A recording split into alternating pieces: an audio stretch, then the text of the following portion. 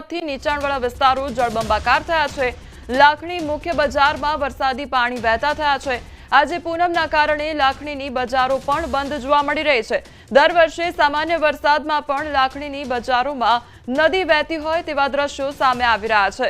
તો ભારે વરસાદ એક તરફ ખાબકી રહ્યો છે, રોડ રસ્તા પર જાણે નદીઓ વહેતી હોય તે પ્રકારના દ્રશ્યો સર્જાયા છે। સંવાદદાતા કિશોર અમારી સાથે જોડાઈ ગયા છે। કિશોર, બનાસકાંઠાના લાખણીમાં સતત વરસાદી માહોલ, અત્યારે કયા પ્રકારની પરિસ્થિતિ છે? ચોક્કસથી છેલ્લા 24 કલાક દરમિયાન લાખણીમાં 4 થી 4.5 ઇંચ જેટલો જે વરસાદ ખાબક્યો છે તેને લઈને લાખણીના બજારોમાં અત્યારે પાણી વહેતા થયા છે અને બજારોમાં પાણી ભરાઈ જવાના લીધે સ્થાનિક લોકોને પણ મુશ્કેલીનો સામનો કરવો પડે છે। દર વખતે લાખણીની અંદર જ્યારે વરસાદ પડે છે ત્યારે વરસાદી પાણી ભરાઈ જાય છે અને બજારોમાં નદી વહેતી હોય તેવા દ્રશ્યો સર્જાતા હોય છે।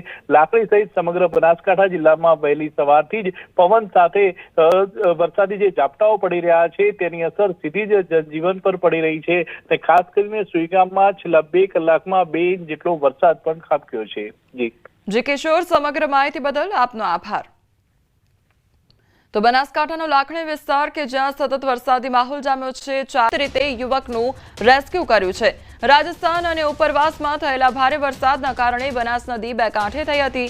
તે દરમિયાન યુવક નદીના પટમાં ફસાઈ ગયો હતો। ગઈકાલથી રેસ્ક્યુ ચાલુ કરી એસડીઆરએફના કર્મચારીઓએ ઝડપી કાર્યવાહી કરી યુવકને બચાવી લીધો છે।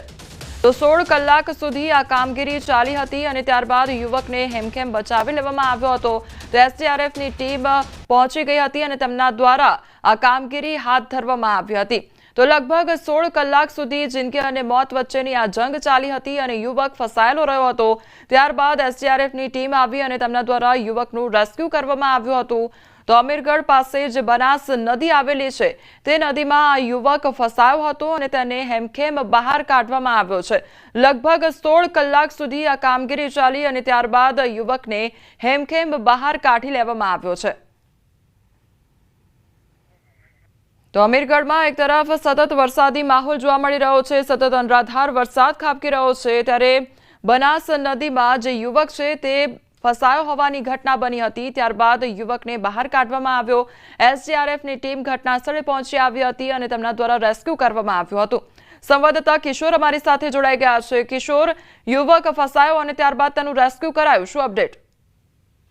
ચોક્કસથી અમીરગઢ પાસેથી જે બનાસ નદી પસાર થાય છે ત્યાં યુવક ગયો હતો અને તે દરમિયાન જ યુવક ફસાઈ ગયો હતો। છેલ્લા 16 કલાકથી આ યુવક જે ફસાયો હતો, રાત્રિ દરમિયાન પણ એસડીઆરએફની ટીમ આ યુવકને બહાર નીકાળવા ગઈ હતી, પરંતુ અંધારાનો સમય હોવાથી આ યુવકનું રેસ્ક્યુ થઈ ન શક્યું હતું અને આખરે 16 કલાક બાદ એસડીઆરએફની ટીમ દ્વારા આ યુવકને સહી સલામત નદીમાંથી બહાર કઢાયો છે અને પ્રાથમિક સારવાર માટે નજીકના હોસ્પિટલમાં લઈ જવામાં આવ્યો છે અને ધસધસતા પાણીના પ્રવાહ વચ્ચે એસડીઆરએફની ટીમે આ દિલ ધડક રેસ્ક્યુ કર્યું હતું અને યુવકને સહી સલામત બહાર નીકળતા સ્થાનિક લોકોએ પણ રાહતનો શ્વાસ લીધો હતો।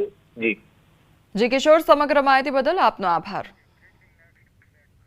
વરસી રહ્યો છે, સાંતલપુરમાં 4 ઇંચ વરસાદ ખાબક્યો। પાટણ અને સિદ્ધપુરમાં 3 ઇંચથી વધુ વરસાદ ખાબક્યો, જ્યારે હારીજ, ચાણસ્મા, સમી, શંખેશ્વર અને સરસ્વતીમાં 1 ઇંચથી 2 ઇંચ સુધી વરસાદ ખાબક્યો છે। જિલ્લામાં હજુ પણ ધીમી ધારે વરસાદ યથાવત જોવા મળી રહ્યો છે। સતત વરસાદને કારણે ખેતી પાકોને નુકસાનની ભીતિ સેવાઈ રહી છે। તો પાટણ, રાધનપુરમાં સૌથી વધુ વરસાદ ખાબક્યો છે। બીજી તરફ સાંતલપુરમાં પણ 4 ઇંચ જેટલો વરસાદ ખાબક્યો છે। તો પાટણ જિલ્લામાં ધોધમાર વરસાદ વરસવાને કારણે ઠેર ઠેર પાણી ભરાઈ ગયા છે। સંવાદદાતા અશરફ અમારી સાથે જોડાઈ ગયા છે। અશરફ, પાટણ, રાધનપુરમાં અત્યારે કયા પ્રકારની પરિસ્થિતિ છે?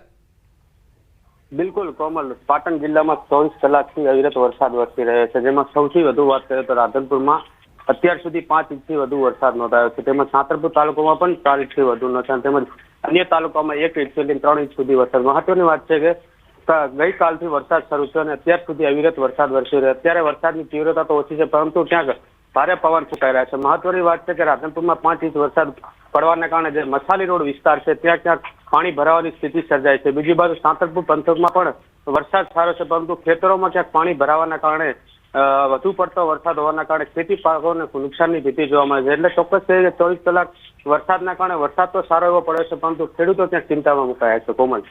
જી અશરફ, સમગ્ર માહિતી બદલ આપનો આભાર।